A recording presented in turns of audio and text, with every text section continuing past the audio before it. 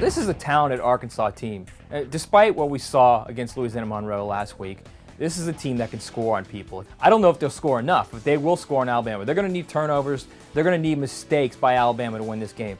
It's not going to be a situation where you're going to see Alabama roll on them like they did on Michigan. I think it'll be an interesting first true road game for Alabama to see what it's like there for that new defense.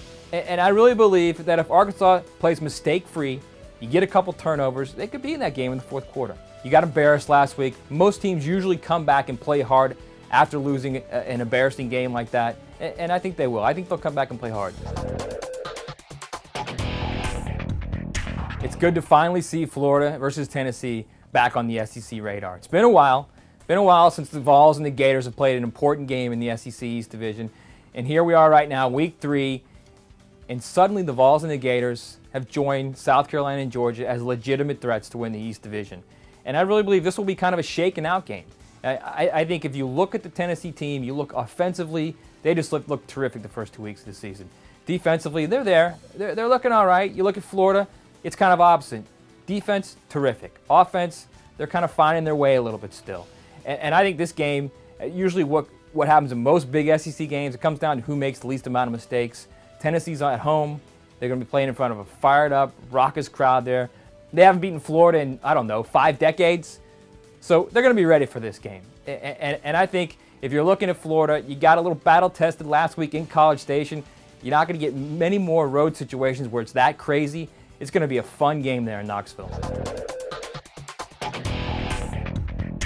I think this is a terrific spot for the USC defense and the USC program to make a statement this week at Stanford.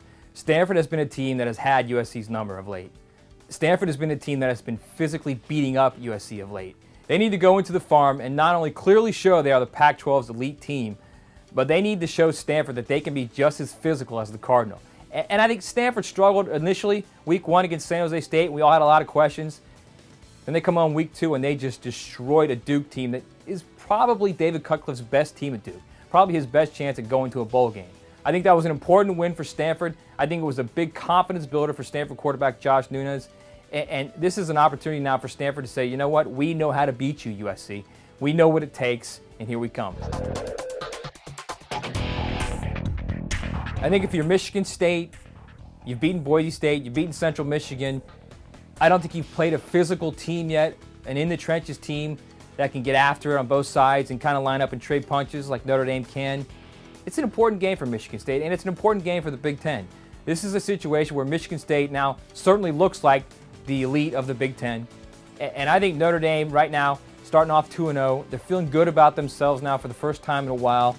I think the quarterback situation will eventually work itself out. What happens now? Michigan State at home. What does Notre Dame do when they go on the road and they got to win a big game? And I think you're going to need one of those two quarterbacks, be it Everett Golson, be it Tommy Rees, has got to be in a situation where they make plays down the field. If they can do that and they can press that Michigan State defense, they're going to be in a good situation there.